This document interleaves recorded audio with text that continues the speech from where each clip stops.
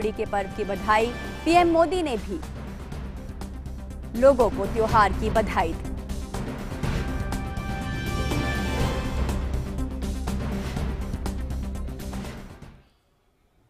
और mid day prime में सबसे पहले बड़ी खबरों पर नजर डालते हैं।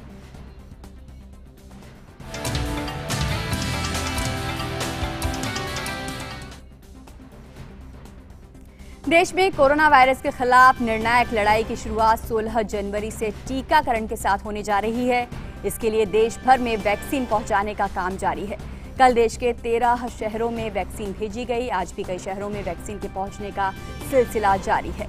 भारत बायोटेक वैक्सीन कोवैक्सीन की दूसरी खेप लेकर विस्तारा एयरलाइंस का विमान आज दिल्ली हवाई अड्डे पर पहुंचा। इससे पहले हैदराबाद से इंडियन एयरलाइंस के एक विमान में दिल्ली के लिए कोवैक्सीन की पहली खेप आज सुबह आई थी। झारखंड में भी आज कोरोना वैक्सीन के इंतजार की घड़ियां खत्म हो गईं।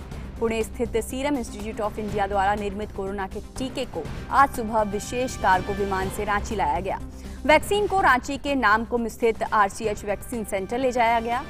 यहीं से विभिन्न जिलों को वैक्सीन भेजने की व्यवस्था की गई है। जानकारी के मुताबिक सबसे ज्यादा डोज रांची और पूर्वी सिंहभूम जिले को मुहैया कराई जाएगी। टीकाकरण को लेकर रांची जिले में तैयारियां पूरी कर ली गई हैं। सदर अस्पताल में भंडारण और वितरण की तैयारी है।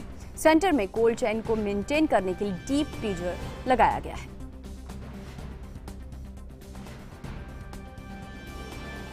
और केरल में भी कोविड वैक्सीन की पहली खेप पहुंच गई है। टीकाकरण के पहले चरण के लिए गो एयर की फ्लाइट से कोविड वैक्सीन आज सुबह कोचीन हवाई अड्डे पर पहुंची। पहले खेप में 2,99,500 कोविशील्ड वैक्सीन की पहली खेप कोचीन पहुंची है। इसके बाद इन वैक्सीन को एर्नाकुलम और कोझिकोड स्थित वैक्सीन स्टोर भेजा जाएगा। इनमें से 1100 वैक्सीन पुडुचेरी स्थित माहे के लिए भेजी जाएंगी। शाम तक इंडिगो फ्लाइट से 1,34,000 वैक्सीन की एक और खेप तिरुवनंतपुरम हवाई अड्डे पर पहुंचाई जाएंगी। राज्य में 16 जनवरी को होने वाले देशव्यापी कोविड टीकाकरण अभियान के तहत 4,35,500 वैक्सीन पहुंचाए जाएंगे। केरल में टीकाकरण के लिए 133 वैक्सीन सेंटर बनाए गए हैं। कोरोना वैक्सीन की खेप भोपाल भी पहुंच गई है। 8 बक्से में 94,000 यूनिट वैक्सीन पहुंची है। भोपाल और मध्य प्रदेश में इंदौर और जबलपुर में भी आज विमान की मदद से वैक्सीन पहुंचाए जाएंगे। राज्य के ग्वालियर जिले में 14 जनवरी को सड़क मार्ग से वैक्सीन पहुंचाए जाएंगे। राज्य में टीकाकरण के पहले चरण में कुल 5,06,000 वैक्सीन पहुंचाए जाने हैं। इनमें से भोपाल में 94,000, इंदौर में 1,52,000, जबलपुर में 1,51,000, ग्वालियर में 1,09,500 वैक्सीन पहुंचेंगी। और पुणे में सीरम इंस्टीट्यूट ऑफ इंडिया की कोविशील्ड वैक्सीन की पहली खेप आज सुबह पहुंच गई। वैक्सीन को पुणे से बीएमसी के विशेष वाहन द्वारा लाया गया। वहीं गोवा में भी आज वैक्सीन की पहली खेप पहुंच गई है।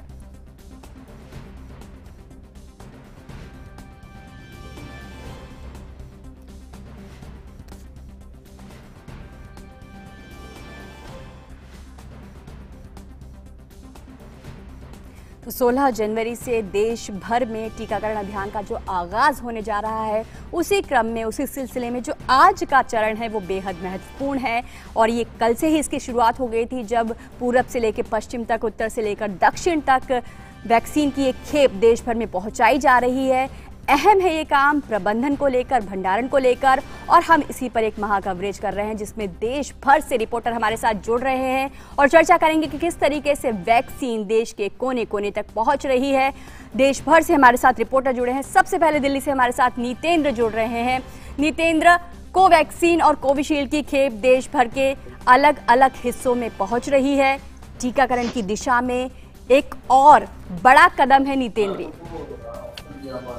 निश्चित तौर पे 14 जनवरी तक 1,10,00,000 जो डोज है वो पहुंच जाएगा। जहां टीकाकरण होना है, टीकाकरण के साइट पे पहुंच जाएगा, जिला स्तर पे, ब्लॉक स्तर पे पहुंच जाएगा। और 16 तारीख से जो सरकार ने समय निर्धारित किया है, डेट निर्धारित किया है, उस समय टीकाकरण शुरू हो जाएगा। सबसे पहले हेल्थ केयर वर्कर को लगेगा, उसके बाद फ्रंटलाइन वर्कर को लगेगा सरकार की तरफ से। और सबको गाड़ी के हिसाब से No problem, sir. डाला हुआ है, सबको जाएगा। समय उनको बता दिया जाएगा, तारीख बता दिया जाएगा, कोविन ऐप के जरिए उनके मोबाइल में मैसेज जाएगा और उसके बाद फुल प्रूफ जो टीकाकरण की व्यवस्था शुरू हो जाएगी। 2 डोज का टीका है, 28 दिन बाद दूसरी डोज दिया जाएगा और उसके 14 दिन बाद एंटीबॉडी बनती है। तब तक हमें मास्क लगाना है, सोशल डिस्टेंसिंग का पालन करना है। जी।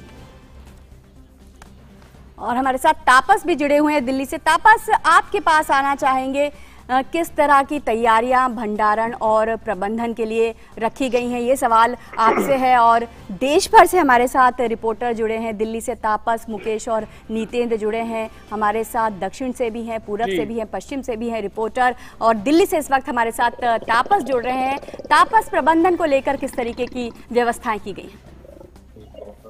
जी बिल्कुल, आपने सही कहा, प्रबंधन जो है बहुत इंपॉर्टेंट है। स्टोरेज फैसिलिटी हर जगह पे तैयार की गई है। हर स्टेट में कोल्ड स्टोरेज की जो फैसिलिटी है उसको उसमें इजाफा किया गया है। वहाँ पे ज्यादा से ज्यादा उसकी सिक्योरिटी की भी व्यवस्था की गई है। अगर दिल्ली की बात कहूँ तो दिल्ली में करीब बताया गया है कि फर्स्ट फेज में करीब 51 लाख जो है फ्रंट लाइन वर्कर्स हैं उनको वैक्सीनेशन दिया जाएगा। तो उसकी वजह से दिल्ली में 74 लाख की अभी कैपेसिटी की गई है, स्टोरेज कैपेसिटी, और कहा जा रहा है कि उसको बढ़ा के करीब 1 करोड़ के ऊपर भी कैपेसिटी की जा सकती है। तो जो सेंट्रल गवर्नमेंट है, स्टेट गवर्नमेंट है, हर जगह पे पूरी कोशिश कर रहे हैं कि जो स्टोरेज कैपेसिटी, जो एग्जिस्टिंग स्टोरेज कैपेसिटी है वो उसको ज्यादा स्ट्रॉन्ग किया जाए, उसकी निगरानी की जाए, उसकी जो सिक्योरिटी है उसमें उसको बढ़ाया जाए। और खासतौर से जो कोल्ड चेन से लेके जब हम बात करते हैं बूथ तक ले जाने की, वो जो प्रक्रिया है उसमें कोई बाधा ना है, वो एक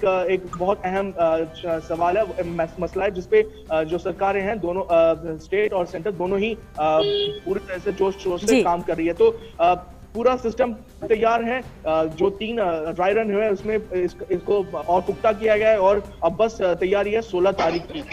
बिल्कुल, निश्चित तौर पर भारत वैक्सीन की दिशा में एक निर्णायक लड़ाई लड़ रहा है और 16 जनवरी को ये लड़ाई शुरू होगी। लेकिन उससे पहले भी सारा प्रबंधन, तैयारियां कैसे चल रही हैं, उसको लेकर भी अहम तैयारियां की गई हैं। और आज हमारे साथ इस पर बातचीत करने के लिए देश भर से 12 रिपोर्टर जुड़े हैं। नीतेंद्र हमारे साथ दिल्ली से जुड़े हैं, तापस हैं दिल्ली से, मुकेश शुक्ला हमारे साथ दिल्ली से जुड़े हैं, इसके अलावा शिलोंग से हमारे साथ गौतम हैं, श्यामा है हमारे साथ मुंबई से, रमेश हमारे साथ जम्मू से जुड़े हैं और रमेश भी लेह से हमारे साथ जुड़े हैं, कोमल बोहरा हमारे साथ गुवाहाटी से जुड़े हैं, इसके अलावा दिवाकर रांची से हमारे साथ जुड़े हैं और श्यामा मिश्रा मुंबई से हमारे साथ जुड़ी हैं, आदित्य हमारे साथ भोपाल से जुड़ेंगे, सलमान हैदर हमारे साथ पटना से जुड़ेंगे और आशुतोष हमारे साथ लखनऊ से जुड़ेंगे। वैक्सीन जो पहुंच रही है देश भर में, देश के कोने कोने में, उसका प्रबंधन, उसकी व्यवस्था किस तरीके से हो रही है, इसी पर जानकारी हमारे देश भर से ये 12 रिपोर्टर दे रहे हैं। आप सभी का बहुत बहुत स्वागत है। तो दिल्ली से हमने नीतेंद्र और तापस से बात की है किस तरीके से आज खेप पहुंची है और ये खेप पहुंचना कल से शुरू हो गई है देश भर में, देश भर के शहरों में, और आज भी कुछ जगहों पर पहुंच रही है। 16 जनवरी से जो महाअभियान, महायज्ञ वैक्सीनेशन की दिशा में होने वाला है, उसी को लेकर ये तमाम तैयारियां चल रही हैं। लोगों का चुनाव किया गया है, स्वास्थ्य कर्मियों का चुनाव किया गया है और किस तरीके से भंडारण की व्यवस्था की गई है, किस तरीके से लोगों का चुनाव किया गया है, कोविन ऐप कैसे इसमें सहायता कर सकता है, इसी की हम आपको जानकारी दे रहे थे। दिल्ली से हमारे साथ मुकेश शुक्ला जुड़ रहे हैं। मुकेश, आपके पास आना चाहेंगे। वैक्सीन के बारे में लोगों के मन में कई भ्रम भी थे, लेकिन किस तरीके से उन्हें सूचित और जागरूक किया जा रहा है? मुकेश।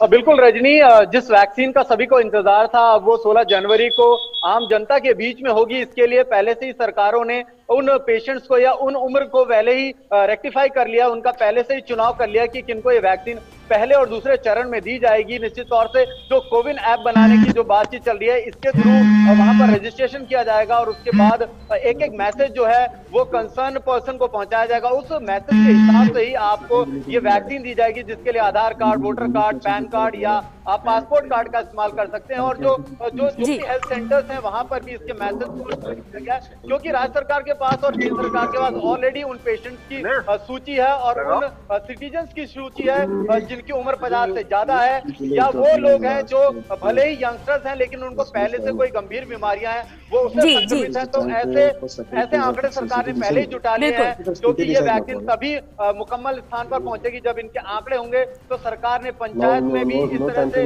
आंकड़े जुटाने की बात कही है। राज्य सरकार को भी ये निर्देश दिए हैं कि वो अपने फ्रंटलाइनर वर्कर्स की एक लिस्ट बनाए और जिन जिन लोगों को वैक्सीन लगनी है उनका पूरा का पूरा रजिस्ट्रेशन कराया जाए। पहले और दूसरे चरण में उन्हीं को वैक्सीन दी जाएगी जिनके पास ये मैसेज होगा, और उनके ही उसी के हिसाब से उनको वैक्सीन दी जाएगी और उनकी निगरानी की जाएगी। बिल्कुल।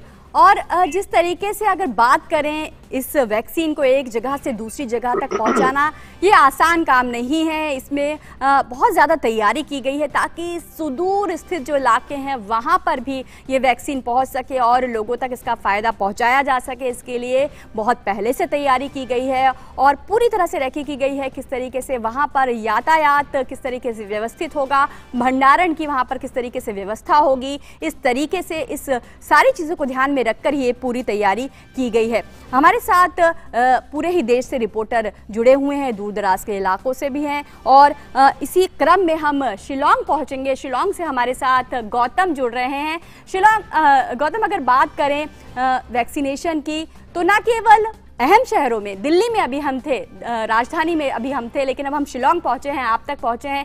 किस तरीके से दूर दराज के इलाकों में पहुंचाया जाएगा, वहां पर क्या व्यवस्था है इसे एक जगह से दूसरी जगह पहुंचाने की? गौतम, आपसे जानना चाहेंगे। हाँ, तो यहाँ में वैक्सीन कल गुवाहाटी से पहुंचा गया था। गुवाहाटी तक फ्लाइट में आया गया और वहाँ से बाय रोड शिलांग पहुंचा गया। रात तक शिलांग में पहुंच गया। और यहाँ में पैस्टर इंस्टीट्यूट है ईस्ट हैप्पी हिल शिलांग में, जहाँ में वो स्टोर हो रहा है। पहले चरण में 16,000 जो हेल्थ वर्कर्स है, इसे एक जगह से दूसरी जगह पहुंचाने की, गौतम, आपसे जानना चाहिए। हाँ, जो 16,000 जो पहले हेल्थ वर्कर्स है उनको मिलेगा पहले चरण में। 35,000 डोसेस अभी तक मिला है। 11 डिस्ट्रिक्ट है और 11 साइट भी आइडेंटिफाई हो चुका है। ये जो हेल्थ वर्कर्स को मिलना है उनका भी लिस्ट दिसंबर से ही तैयार हो चुका है और इसी 11 साइट से पहले चरण 16 से शुरू होगा। और ये जो टीकाकरण अभियान है ये अपने आप में अभूतपूर्व है। ऐसा नहीं है कि भारत को टीकाकरण अभियान का अनुभव नहीं है। भारत ने कई गंभीर बीमारियों और महामारियों के लिए पहले भी वैक्सीनेशन अभियान चलाए हैं, उसमें सफलता भी हासिल की है। लेकिन कोविड चुनौती अपने आप में पूरी तरह से अभूतपूर्व है। इसने कई नई चुनौतियां हमारे सामने खड़ी की हैं जिसका भारत ने अब तक बड़ी ही बहादुरी से सामना किया है। और इसी क्रम में किस तरीके से ये अभियान जो है वो दूसरे टीकाकरण अभियान से अलग है, यही जानने की कोशिश करेंगे मुंबई से श्यामा से। श्यामा, भारत के पास अनुभव है टीकाकरण अभियान का, लेकिन ये अभियान किन मायनों में अलग है? जी, सबसे पहले तो ये बहुत मैसिव ड्राइव है और जिस तरीके से हमारे पास एक्सपीरियंस है वही एक्सपीरियंस को हम यहाँ पर यूज करेंगे। ये अभियान में सबसे पहले आप देख लीजिए कि मैन पावर तो लग ही रहा है, साथ ही टेक्नोलॉजी का इसमें काफी इस्तेमाल किया गया है। टेक्नोलॉजी ना सिर्फ कोविन पोर्टल पे लोगों को रजिस्टर कराने के लिए, लोगों को स्ट्रीमलाइन करने के लिए, बल्कि जो डीप फ्रीजर्स वैक्सीनेशन सेंटर्स पर होते हैं वहां से लेके कोल्ड स्टोरेज, जितने भी ट्रांसपोर्टेशन में टेक्नोलॉजी लगती है वो सारे इसमें इस्तेमाल हो रहे हैं। सबसे बड़ी बात ये है कि जिस तरीके से हमने बहुत सारे डेथ्स देखे हैं, बहुत जरूरी है कि वैक्सीनेशन सामने आ जाए। और ये महत्वपूर्ण ये बात ये भी है कि वैक्सीनेशन जो है यहाँ पर वो इंडिजिनियस है, यानी कि हमारे देश में ही बना हुआ है। 2 रेडी हो गए हैं और भी जो वैक्सीनेशन है वो प्रोग्रेस में है, प्रोसेस में है। तो एक तरीके से लोगों को इसे सामने आके लेना चाहिए क्योंकि ये इंडिजिनियसली बना हुआ है और साथ ही इसके सारे कह सकते हैं इसे देख लिया गया है अच्छी तरीके से कि इसके क्या साइड इफेक्ट्स हैं या नहीं है, ये भी देखा गया है। प्रोसेस की अगर बात करें तो 5 मेंबर टीम जो लगता है वो है, जो हेल्थ वर्कर्स हैं वो पहले लगवाएंगे। चरण स्टेट वाइज स्टेप वाइज जो होना है वो एक महत्वपूर्ण इसमें बात है। ऐसे करते हुए स्टेप वाइज करते हुए पूरा देश टारगेट में है कि सभी लोगों को वैक्सीनेशन लग जाएगा। और जैसा कि हमने पहले बताया बहुत मैसिव है ये और स्टेप वाइज ही इसे पूरा किया जाएगा। जी, तो मुंबई से श्यामा हमें बता रही थी कि किस तरीके से कई मायनों में ये वैक्सीनेशन जो है कोविड के लिए वो अपने आप में अलग है, क्योंकि कोविड की चुनौती भी अपने आप में अलग थी और देश भर के हिस्सों में वैक्सीनेशन पहुंचने का सिलसिला लगातार कल से जारी है। वहां पर किस तरीके से उनका भंडारण हो, किस तरीके से प्रबंधन हो, उस पर भी खास नज़र रखी जा रही है, क्योंकि ये अभी सिलेक्टिव लोगों तक पहुँच रहा है, लेकिन उसके बाद कैसे आम जनता तक पहुंचेगा ये ज़रूरी है। और जम्मू से हमारे साथ रमेश रैना जुड़ रहे हैं। रमेश, हम दूर दराज के इलाकों की बात कर रहे थे, जम्मू की बात करें तो किस तरीके से वहाँ कोल्ड चेन स्टोरेज के बारे में प्रबंधन किया गया है, किस तरीके से वहाँ पर सारी व्यवस्था की गई है? देखिए राजीव जी, आज जम्मू कश्मीर में आज ये वैक्सीन पहुंच रहा है और वैक्सीन की गुणवत्ता और उसको सुरक्षा को बनाए रखने के लिए यहाँ पर 680 कोल्ड स्टोरेज ना वो स्थापित किए गए हैं और तकरीबन पहले चरण में 1.5 लाख जो वैक्सीन है पहुंच जाएंगे। और आपको पता है कि यहाँ पर काफी बर्फबारी अभी हाल ही में हुई और कुछ इलाके वहाँ पर वो सड़कों का वो जाल जो था वो अभी सड़कें बंद है वहाँ पर, और वहाँ तक ये वैक्सीन पहुँचाने के लिए ये जो हमारी सरकार है यहाँ पर केंद्र सरकार है वो चॉपर्स का यूज कर रही है वहां पर ले जाने के लिए। अभी इनिशियली हमने यहाँ पर कुछ सेंटर्स स्थापित किए, जैसे कम्युनिटी हेल्थ सेंटर है, बिश्ना है, कटरा है, बटोत है और भद्रवाह है। वहां पर ये कुछ वैक्सीन जो आएंगे वहां पर स्टोरेज किए जाएंगे और उसके बाद बाकी इलाकों को वहां से लिए जाएंगे और सभी इंतजाम किए गए कि हर जगह ये वैक्सीन पहुंच जाएगी। उसके लिए पूरे तरह से हमारी जो सरकार है तैयार है और जो 16 तारीख को जो यहाँ पर हमारे जो उपराज्यपाल है वो इसका विधिवत रूप से इसकी शुरुआत करवाएंगे और पूरी तरह से इसके इंतजाम किए गए कि ताकि हर एक इलाके में ये वैक्सीन पहुंच जाए। बिल्कुल, निश्चित तौर पर अपने आप में देश का कोई हिस्सा छूटे ना, इसके लिए ये सारे प्रयास किए गए हैं और कोई कोताही नहीं बरती जा रही, चाहे दूर दराज के इलाके हों, चाहे देश का मध्य छोर हो, दिल्ली हो, राजधानी हो या दक्षिण हो या पूरब हो, हर जगह वैक्सीन को पहुंचाने के लिए पूरी तरह से तैयार है, मुस्तैद है सरकार और जो भी पूरा अमला है वो भी इसमें सहयोग कर रहा है। और किस तरीके से तकनीक इस पूरी कोविड चुनौती के दौरान तकनीक हमारा एक बड़ा हथियार बनी है, एक संबल बनी है, उसी के बारे में और जानकारी करते हैं कि कोविन ऐप किस तरीके से सहयोग कर रहा है इस पूरी व्यवस्था में। लेह से हमारे साथ रमेश चंद्र जुड़े हुए हैं। रमेश, आपसे जानना चाहेंगे कोविन ऐप किस तरीके से सहयोग कर रहा है इसमें? ये जो कोविन ऐप अपने आप में इस पे एक हमारा जीत दर्ज करने के लिए नाम रखा गया है कोविड महामारी के ऊपर। और ये ऐप जो है कड़ी अहम कड़ी है इसमें जो वैक्सीन रोल आउट में।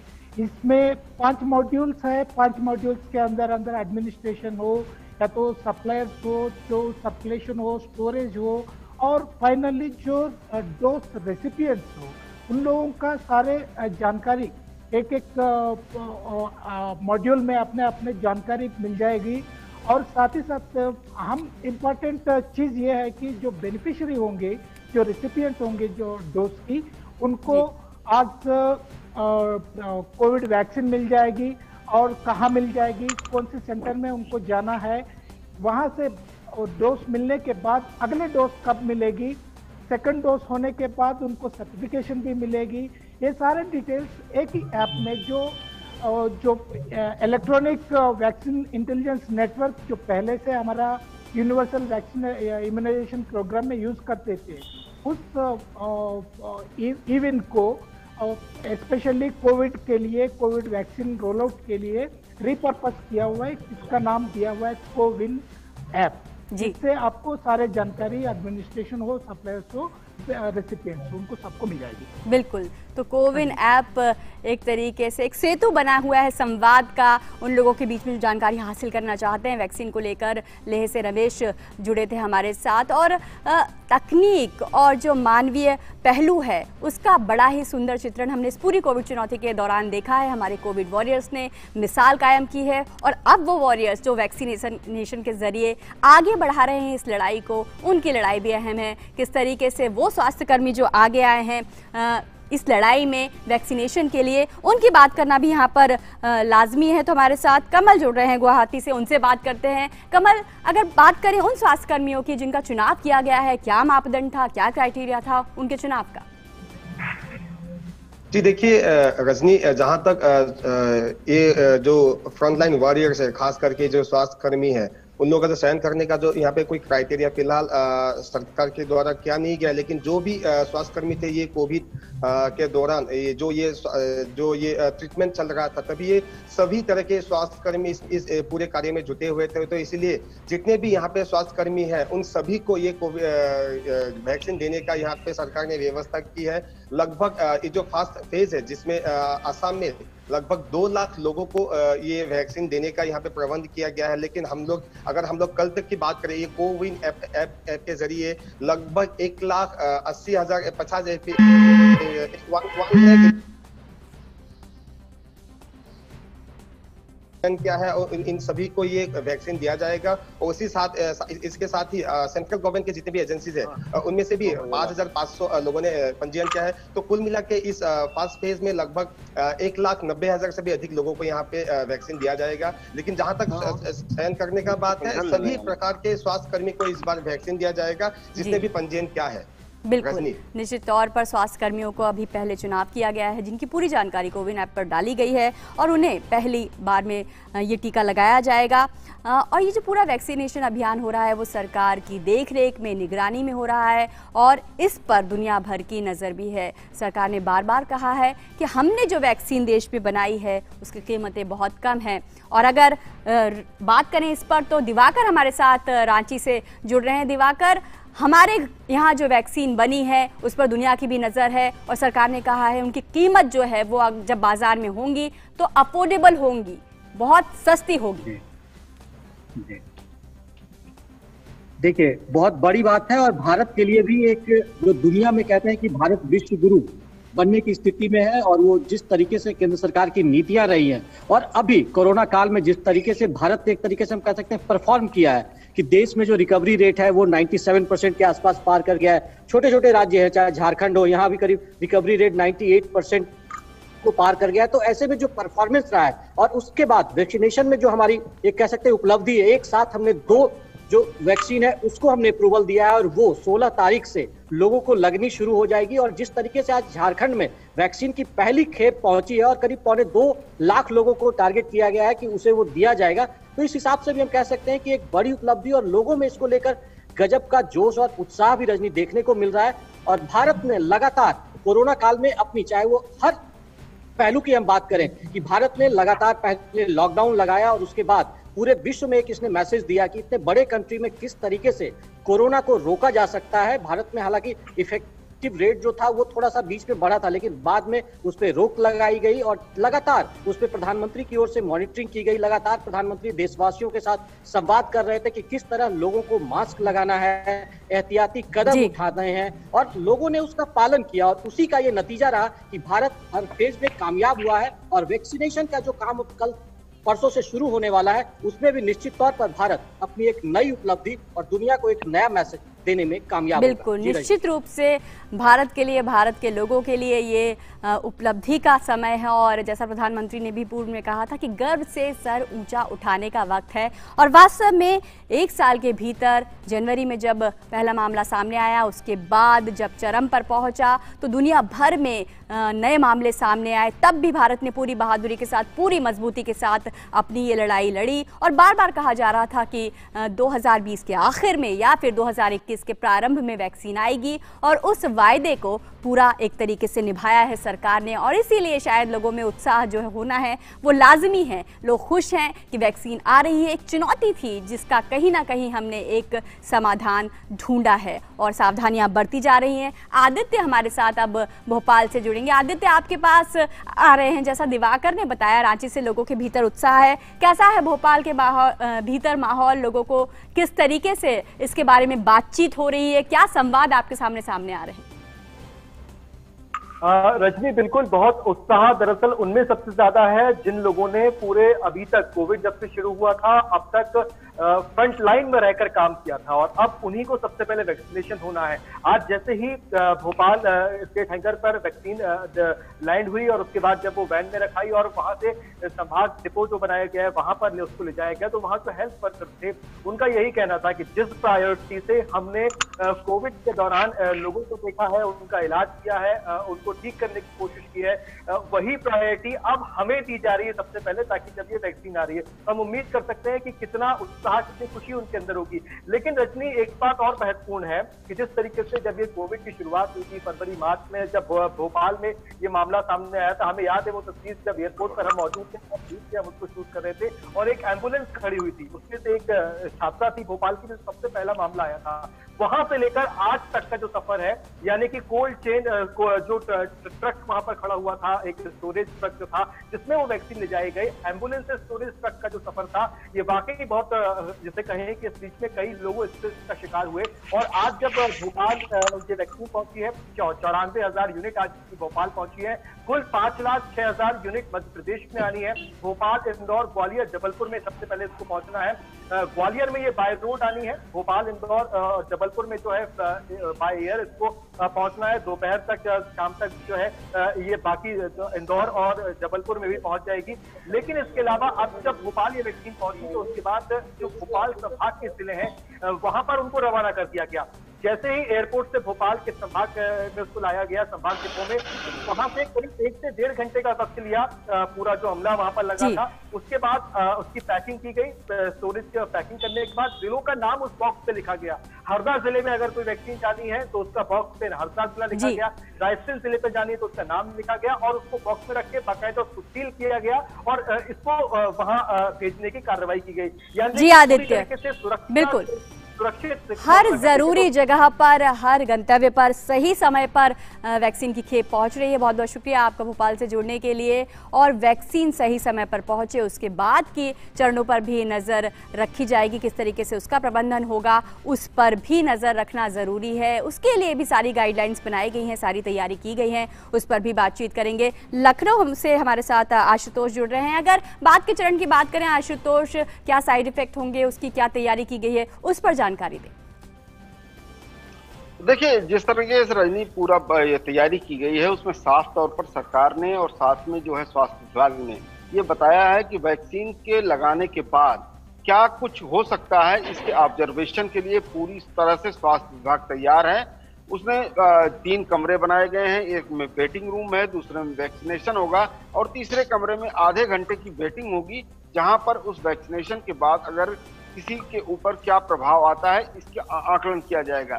बावजूद इसके जो कोविन आपका ऐप बनाया गया है, उस कोविन ऐप के साथ जो है एक डिजिटल जो है सर्टिफिकेट दिया जाएगा। अगर महीने भर के अंदर भी या नेक्स्ट डेट जो दूसरी डोज के लगने को लेकर के है उसमें कोई दिक्कत आती है तो वहां भी स्वास्थ्य विभाग पूरी तरह सक्रिय रहेगा, उसके सूचित करने के बाद उसके साथ उपस्थित रहेगा। जी रही जी बिल्कुल, निश्चित तौर पर। और उसके बाद की जो स्थितियां उस पर भी नजर रखी जा रही है, उसके लिए गाइडलाइंस पूरी तरह से बनी हुई हैं। और एक अहम चरण है जिसकी शुरुआत आज से हो गई है। 16 जनवरी को जो महायज्ञ वैक्सीनेशन टीकाकरण का हो रहा है उसकी दिशा में हम पूरी तरह से सही दिशा में आगे बढ़ रहे हैं। हमारे साथ कुछ ही देर में पटना से सलमान हैदर जुड़ेंगे, तो लोगों को इंतजार है कि किस तरीके से अब जो है वो वैक्सीनेशन उनके बीच पहुंच जाए। सलमान हैदर, जल्द इंतजार खत्म होगा? जी, इंतजार खत्म लगभग हो चुका है और कल ही 54,900 डोजेस वैक्सीन की पटना एयरपोर्ट पर जब पहुंची तो वहां खुशी का माहौल था और राज्य के स्वास्थ्य मंत्री मंगल पांडे ने खुद वहां पहुंचकर स्वागत किया। और उसके बाद कोल्ड चेन या रेफ्रिजरेटेड वैन से संबंधित जिलों को पहुंचाई जा रही हैं। पहले चरण में 16 सेंटर्स बनाए गए हैं जहां से पहले दिन यानी 16 तारीख को 16 केंद्रों पर 1600 लोगों को टीके लगेंगे। यानी इस तरह से एक केंद्र पर 100 टीके एक दिन में लगाने की व्यवस्था है। और इसके साथ ही निजी अस्पतालों को भी जोड़ा गया है, जो रिप्यूटेड अस्पताल हैं, जो प्रतिष्ठित अस्पताल हैं। पटना में और मुजफ्फरपुर में 5 ऐसे अस्पताल हैं जहां पे वैक्सीन लगेगी। तो जैसा कि सबने बताया, पूरे देश में ये व्यवस्था की गई है कि स्वास्थ्य कर्मियों को पहले लगेगा, उसके बाद जो फ्रंट लाइन वर्कर्स हैं जो दिन भर अपने काम के सिलसिले में बाहर रहे हैं लॉकडाउन के दौरान भी, जैसे सफाई कर्मी हैं, इन सभी को टीके लगने हैं। और महत्वपूर्ण बात यह है कि जो टीके की डोजेज हैं उनमें वो 2 डोजेज लगनी है। 28 दिनों के बाद दूसरा बूस्टर डोज लगेगा और कोविन के जरिए पंजीकरण भी चल रहा है। तो लगभग राज्य में 1.5 लाख पंजीकरण अब तक हो चुके हैं अंतिम सूचना आने तक। तो ये सारी व्यवस्थाएं हैं और जैसा कि आप जानती हैं रजनी कि बिहार जो है वो एक महामारी प्रोन स्टेट जाना जाता रहा है पहले से, हालांकि स्थिति में अब सुधार हुआ है। तो टीकाकरण का अनुभव जो हमारे टीकाकर्मियों को है वो बहुत ज्यादा है, चाहे वो कालाजार का मामला हो, एईएस का मामला हो, जैपनीज एनकेफेलाइटिस का मामला हो, तो इन सारे मामलों में उन्हें पर्याप्त अनुभव है। राज्य के जो इम्यूनाइजेशन जो प्रतिरक्षण अधिकारी हैं उनसे मेरी बात हो रही थी, तो उन्होंने बताया कि जो प्रशिक्षण का काम है वो भी पूरा कर लिया गया है और सब लोग मुस्तैदी से लगे हुए हैं, कोई चेन टूटने ना पाए इसका भी ध्यान विशेष रूप से रखा जा रहा है, क्योंकि ये जो वैक्सीन है ये 2 से 8 डिग्री सेल्सियस टेम्परेचर के बीच सुरक्षित रहती है। तो अगला डोज लगने तक जो भी वैक्सीन स्टोर में रखी जाएगी वो भी पूरी तरह सुरक्षित रहे, इसकी व्यवस्था की गई है। एनएमसीएच जो नालंदा मेडिकल कॉलेज हॉस्पिटल है वो राज्य का नोडल सेंटर और स्टोरेज सेंटर है पटना में, और यहीं से सारी जगहों पर पीएचसीज पर और जो बड़े अस्पताल हैं राज्य के वहां भेजा जा रहा है। जी सलमान हैदर, तो हर चरण महत्वपूर्ण है, हर व्यक्ति महत्वपूर्ण है इस पूरी व्यवस्था, इस पूरी प्रबंधन में, और यही जानकारी देश भर से हमारे रिपोर्टर आपको दे रहे थे। मैं बहुत बहुत शुक्रिया अदा करना चाहूंगी अपनी सारे रिपोर्टर्स का। नितेंद्र दिल्ली से हमारे साथ जुड़े थे, तापस थे और मुकेश भी दिल्ली से हमारे साथ थे। इसके अलावा शिलोंग से हमारे साथ गौतम थे, रांची से दिवाकर थे, श्यामा मुंबई से थी, रमेश लेह से थे, रमेश रैना जम्मू से हमारे साथ जुड़े थे, कमल बोरा ने गुवाहाटी से हमें जानकारी दी थी, आदित्य भोपाल से जुड़े थे, आशुतोष लखनऊ से जुड़े थे, सलमान हैदर पटना से हमारे साथ जुड़े थे। बहुत बहुत शुक्रिया हमारे इन तमाम रिपोर्टर्स का विस्तार से इस वैक्सीनेशन अभियान के बारे में हमें पूरी जानकारी देने के लिए। और 16 जनवरी से जो वैक्सीनेशन का महायज्ञ है वो शुरू होने जा रहा है। उससे पहले वैक्सीन की ज़रूरी खेप हर जगह गंतव्य स्थान तक पहुंचाई जा रही है। उसके लिए यातायात की प्रबंधन, भंडारण का प्रबंधन, समुचित हर व्यवस्था पर ध्यान दिया जा रहा है। इसी की जानकारी देश भर से हमारे रिपोर्टर ने अभी आपको दी। और मिड डे प्राइम में यहाँ रुक रहे हैं छोटे से ब्रेक के लिए। आप देखते रहिए डीडी न्यूज़।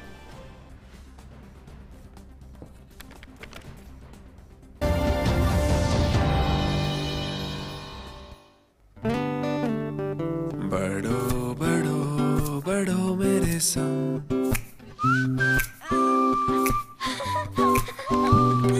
बढ़ो बढ़ो बढ़ो मेरे संग, बढ़ो बढ़ो बढ़ो बढ़ो। कुछ इसी तरह बच्चों के साथ साथ बढ़ते हैं LIC के चिल्ड्रंस प्लान्स, जो दे आकर्षक भुगतान बच्चों की हर बढ़ती अवस्था में।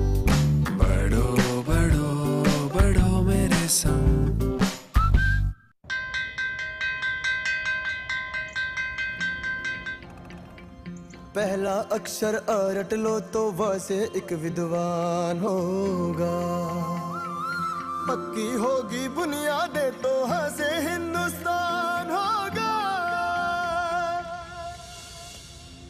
पहले करो शुरुआत करो तो मन की बात करो। वंडर सीमेंट, एक परफेक्ट शुरुआत। ब्रेक के बाद मिड डे प्राइम में आपका स्वागत है और अब बात करते हैं ताजा खबर की।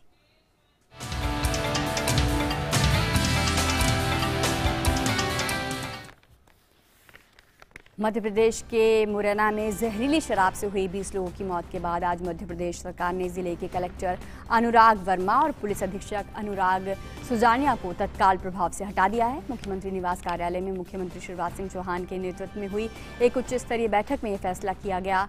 जौरा SDPO सुजीत भदौरिया पर भी गाज गिरी है, उन्हें भी हटाने के आदेश दिए गए हैं। इस मामले में अब भी कई लोग अस्पताल में भर्ती हैं। मामले में कार्रवाई करते हुए मध्य प्रदेश पुलिस ने अब तक 7 आरोपियों को गिरफ्तार किया है, जबकि 5 अन्य की तलाश अब भी जारी है। ACS होम 2 ADG स्तर के अधिकारी आज मुरैना जाकर पूरे मामले की जांच करेंगे। और दिल्ली में यमुना में प्रदूषण के बढ़ते स्तर के मामले के स्वतः संज्ञान लेते हुए सुप्रीम कोर्ट ने वरिष्ठ अधिवक्ता मीनाक्षी अरोड़ा को एमाइकस क्यूरी नियुक्त किया है। दरअसल दिल्ली जल बोर्ड ने सुप्रीम कोर्ट में याचिका दायर कर कहा है कि हरियाणा से आने वाले पानी में ही अमोनिया भारी मात्रा में है। ऐसे में जल बोर्ड दिल्ली की पानी की जरूरत पूरा करने में सक्षम नहीं हो पा रहा है। सुप्रीम कोर्ट ने हरियाणा सरकार को नोटिस जारी कर मंगलवार तक जवाब मांगा है।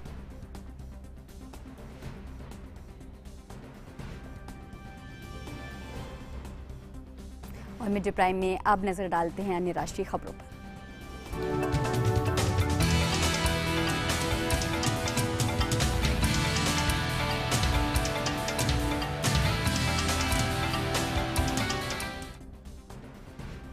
और विभिन्न कारणों से किसानों को होने वाले फसल के नुकसान से बचाने के लिए शुरू की गई प्रधानमंत्री फसल बीमा योजना ने आज सफलतापूर्वक 5 साल पूरे कर लिए हैं। केंद्र की नरेंद्र मोदी सरकार की ओर से 5 साल पहले 13 जनवरी 2016 को देश के किसानों के लिए फसलों के जोखिम कवरेज को मजबूत करने की दिशा में एक ऐतिहासिक कदम उठाया गया था और प्रमुख फसल बीमा योजना प्रधानमंत्री फसल बीमा योजना PMFBY को मंजूरी दी गई थी। देश भर में किसानों को सबसे कम और समान प्रीमियम पर एक व्यापक जोखिम समाधान देने के लिए इस योजना की परिकल्पना तैयार की गई थी। इस योजना में साल भर में लगभग 5 करोड़ किसानों के आवेदन आते हैं। अब तक योजना के तहत 90,000 करोड़ रुपए के दावों का भुगतान किया जा चुका है। आधार सीडिंग ने किसान के खातों में सीधे दावा निपटान में तेजी लाने में मदद की है। कोविड लॉकडाउन अवधि के दौरान भी लगभग 70 लाख किसानों को लाभ हुआ और 8,741.30 करोड़ रुपए के दावे लाभार्थियों को हस्तांतरित किए गए।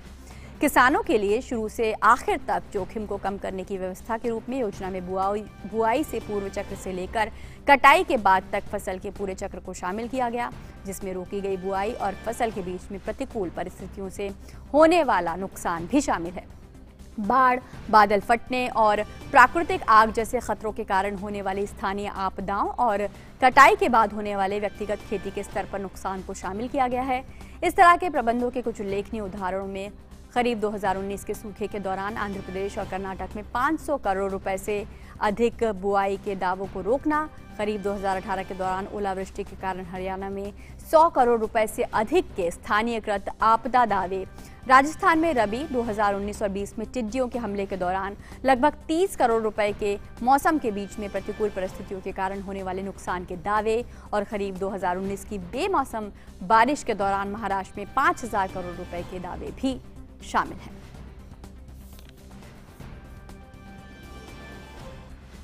और प्रधानमंत्री फसल बीमा योजना के सफलतापूर्वक 5 साल पूरे होने पर पीएम मोदी ने ट्वीट कर कहा कि देश के अन्नदाताओं को प्रकृति के प्रकोप को सुरक्षा प्रदान करने वाली पीएम फसल बीमा योजना के आज 5 साल पूरे हो गए हैं।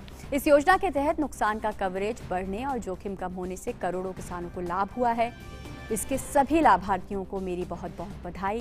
पीएम ने अपने दूसरे ट्वीट में कहा कि पीएम फसल बीमा योजना ने कैसे किसानों को अधिक से अधिक लाभ सुनिश्चित किया है, दावों के निस्तारण और में कैसे पूरी पारदर्शिता बढ़ती गई है।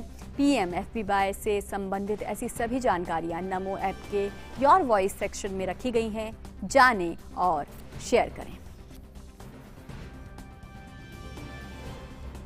और केंद्रीय कृषि मंत्री नरेंद्र सिंह तोमर ने कहा है कि देश भर में अब तक 90,000 करोड़ की सहायता राशि किसानों को प्रधानमंत्री फसल बीमा योजना के तहत दी जा चुकी है।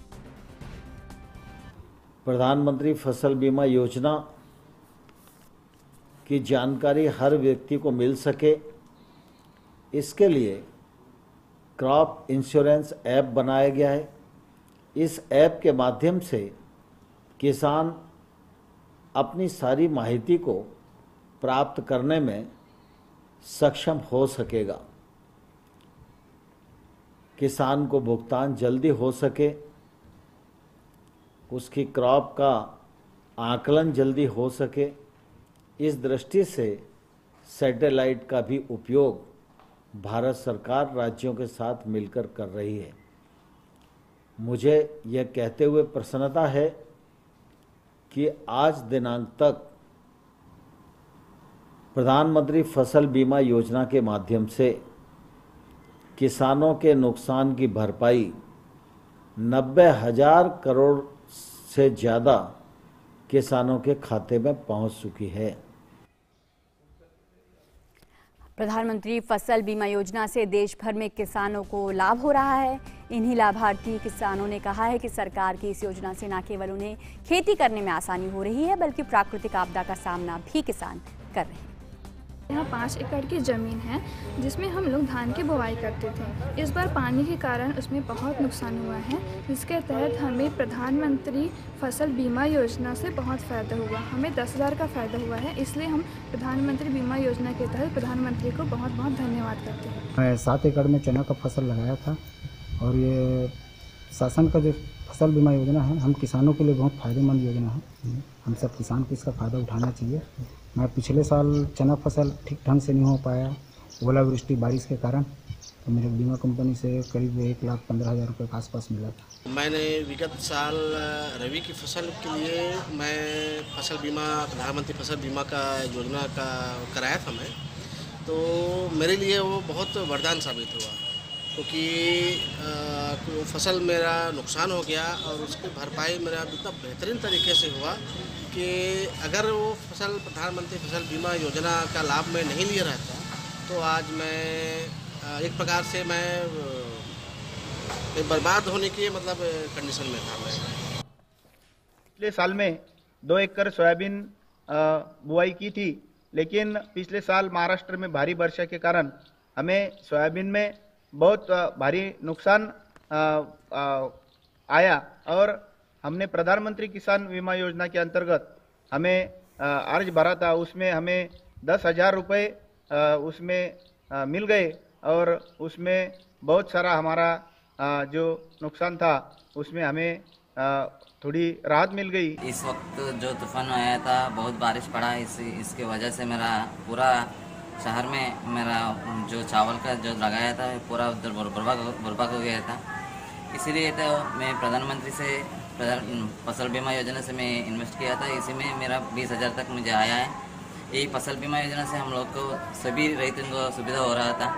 इसके लिए प्रधानमंत्री नरेंद्र मोदी जी का धन्यवाद बोलता है। हम 2 एकड़ में चावल लगाया हूँ। तूफान और भारी वर्षा से मेरा खेती पूरा खराब हो गया है।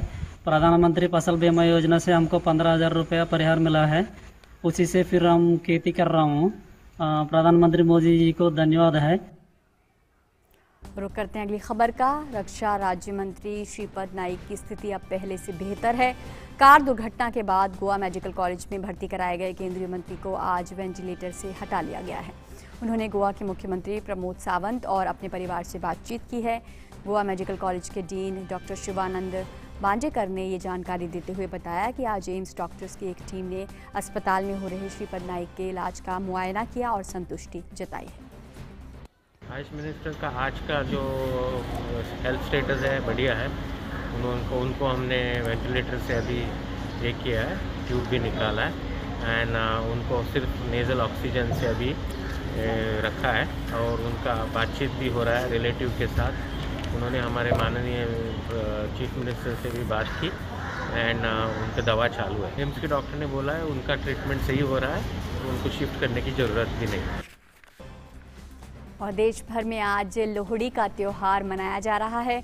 पंजाब और हरियाणा के लोग इसे बेहद धूमधाम से मनाते हैं। आज के दिन आग में तिल, गुड़, गजक, रेवड़ी और मूंगफली चढ़ाने का रिवाज होता है। राष्ट्रपति रामनाथ कोविंद ने अपने संदेश में लोहड़ी, मकर संक्रांति, पोंगल, भोगली, बिहू, उत्तरायण और पौष पर्व के अवसर पर सभी देशवासियों को शुभकामनाएं दी हैं। राष्ट्रपति ने कहा है कि ये त्यौहार हमारे किसानों के अथक परिश्रम और उद्यम को सम्मान देने का अवसर भी देते हैं। उन्होंने इन त्योहारों के माध्यम से लोगों में परस्पर शांति और एकता की भावना और मजबूत करने और देश में समृद्धि और खुशहाली बढ़ने की कामना की।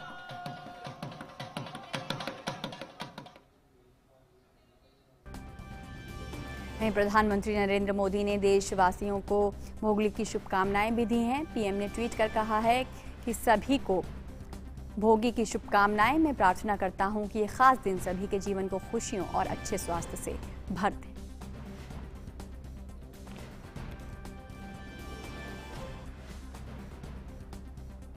और मिड डे प्राइम में आप देखते हैं खेल जगत की खबरें।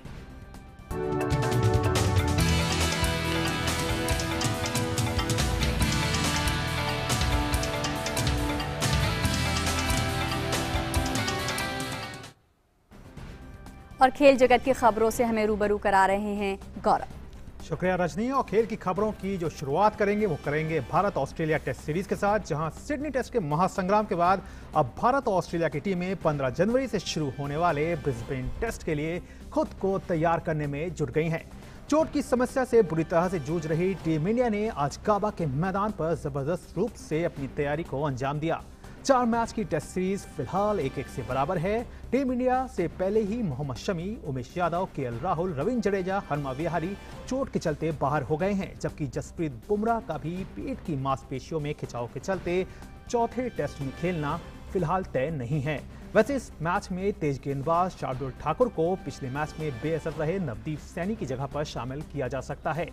ऑस्ट्रेलिया ने ब्रिस्बेन में कुल 62 टेस्ट मैच खेले हैं, जिसमें से 40 में जीत मिली है, 13 मैच ड्रॉ रहे हैं, जबकि टीम ने 8 मुकाबले हारे हैं। वहीं टीम इंडिया की बात करें तो टीम ने यहां पे 6 टेस्ट मैच खेले हैं, जिसमें टीम को अभी भी जीत का इंतजार है।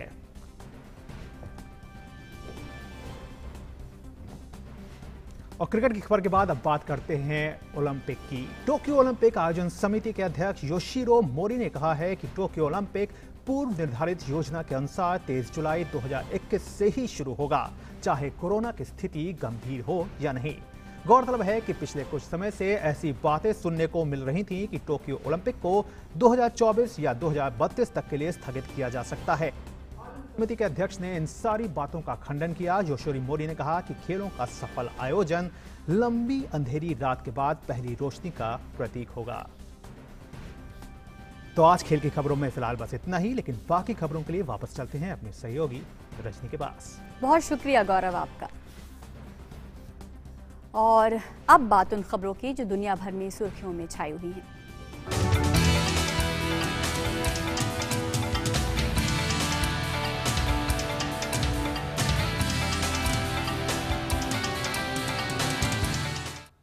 अमेरिकी कांग्रेस के निचले सदन में राष्ट्रपति डोनाल्ड ट्रंप को पद से हटाने के लिए उपराष्ट्रपति माइक पेंस से अनुरोध करने संबंधी प्रस्ताव को पारित कर दिया गया है। कल शाम 7:30 बजे भारतीय समय अनुसार ट्रंप के खिलाफ महाभियोग चलाने पर चर्चा होगी। कैपिटल बिल्डिंग में ट्रंप समर्थकों के हंगामे के बाद डेमोक्रेट सांसदों के नियंत्रण वाले अमेरिकी प्रतिनिधि सभा में राष्ट्रपति ट्रंप को उनके पद से हटाने के संबंध में संविधान के 25वें संशोधन के इस्तेमाल के प्रस्ताव पर मतदान हुआ। इससे पहले उपराष्ट्रपति माइक पेंस ने राष्ट्रपति डोनाल्ड ट्रंप को हटाने संबंधी 25वें संशोधन का इस्तेमाल संबंधी प्रस्ताव खारिज कर दिया था। उपराष्ट्रपति माइक पेंस ने अमेरिकी प्रतिनिधि सभा की अध्यक्ष नैन्सी पेलोसी को लिखा कि वह राष्ट्रपति डोनाल्ड ट्रंप को पद से हटाने के लिए 25वें संशोधन को लागू करने का विरोध करते हैं।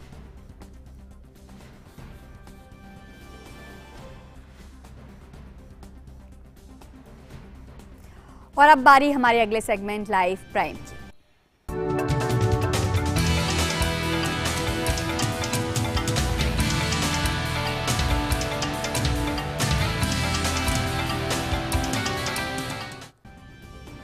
और देश के सबसे ठंडे इलाकों में शुमार जम्मू कश्मीर के लेह के नुब्रा घाटी में आयोजित हुआ पहला 7 दिवसीय आइस क्लाइंबिंग फेस्टिवल का समापन हो गया। इसका आयोजन नुब्रा एडवेंचर क्लब की तरफ से किया गया था। विदेशों में आइस क्लाइंबिंग एक लोकप्रिय खेल है। उसी तर्ज पर लेह में इस उत्सव का आयोजन हुआ, जिससे कि आइस क्लाइंबिंग के साथ पर्यटन को प्रोत्साहन मिल सके।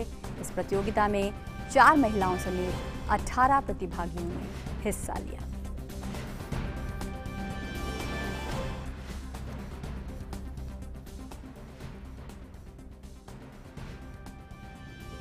तो आज मिड डे प्राइम में बस इतना ही, लेकिन जो अच्छी खबर इस वक्त देश भर में है कि वैक्सीनेशन को लेकर जो महाअभियान 16 जनवरी से शुरू होना है, उसी के सिलसिले में वैक्सीनेशन, जो टीकाकरण है, दवाइयां हैं, उनकी खेप जो है पूरे देश में पहुंच रही है। इस खबर पर बराबर हम नज़र रखे हुए हैं और आप तक ये खबर पहुंचाते रहेंगे। लेकिन फिलहाल इस बुलेटिन में इतना ही। हमें दीजिए इजाज़त। नमस्कार।